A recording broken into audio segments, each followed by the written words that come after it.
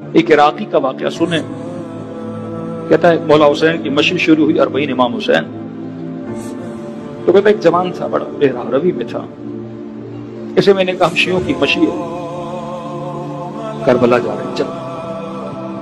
اس نے کہا بھائی اتنی گرمی میں کون چلے گا، میں ایسی روم سے نہیں نکلتا، 50 ڈگری گرمی پاؤں میں چالے کون چلے گا؟ کہا آدھا گھنٹہ چل کے تو دیکھ۔ کہ نہیں بھائی مجھے نہیں چلے۔ بڑا اصرار کیا، بڑا سمجھایا، بڑی فضیلتیں بتائیں، لیکن مجھے نہیں چلنا، میں گرمی میں نہیں چلتا۔ اب یہ دوست جانتا تھا یہ کھانے پینے کا شوقین ہے، تو اسے کہا دیکھ تجھے کھانا بڑا پسند ہے؟ کہاں بھائی؟ کا موقع پہ کھانا بڑا اچھا ملتا ہے، کہیں پہ چرگا، کہیں پہ مرغا، کہیں پہ شربت، کہیں پہ حلوہ، کا ایسا کھانا تجھے کہیں نہیں ملے گا، اتنی چوائس ہے وہاں پہ، چل تو صحیح۔ اس نے کہا یقیناً اتنا کھانا کہاں؟ کہ ادھر بھی موقف، ادھر بھی موقف، ادھر بھی کھانا، ادھر بھی کھانا۔ اس نے کہا ٹھیک ہے ایسا چلتا ہوں، لیکن 2-3 گھنٹے سے زیادہ نہیں چلتا۔ کہ نہیں تو کھا پی کے پیٹ بھر کے تو واپس آ جانا۔ پوری کوششیں اسے کس سے ملا ہے؟ حسین کی راہ ملا ہے۔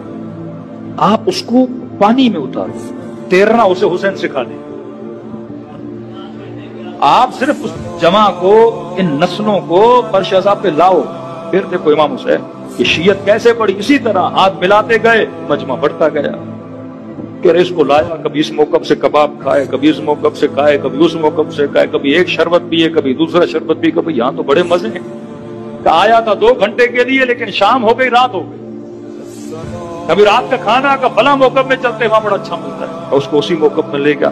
پتا تھا کہ ریگولر آنے والا تھا، کہ اس نے خوب کھانا کھایا، دیکھا پیٹ بھی بھر گیا ہے، ماحول بڑا اچھا ہے، اب میں واپس جاؤں۔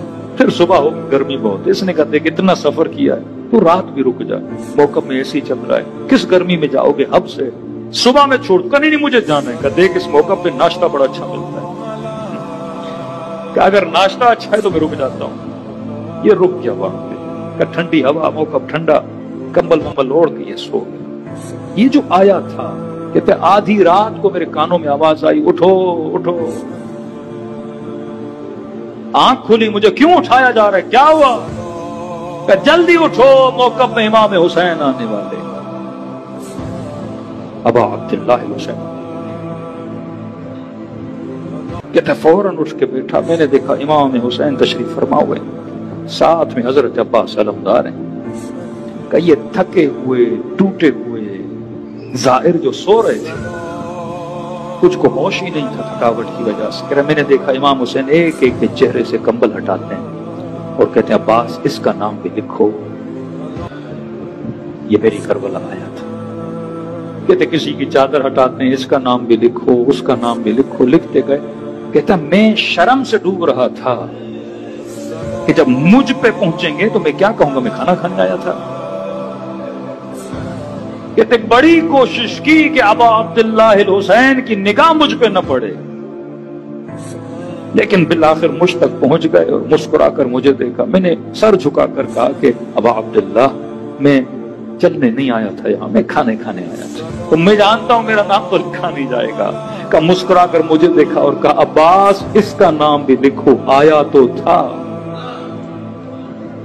کہتا یہ کہا اور اچانک میری آنکھ کھلی، صبح کی اذان ہو رہی تھی، میں نے دیکھا میں خواب دیکھ رہا ہوں۔ میرے دوست نے کہا بڑے جلدی اٹھ کے نماز پڑھ، ابھی ناشتہ کر، پھر میں تجھے چھوڑنے چلتا ہوں۔ میں نے کہا کہاں چھوڑنے چلتے ہو؟ میں نے اب کربلا حسین جانا ہے۔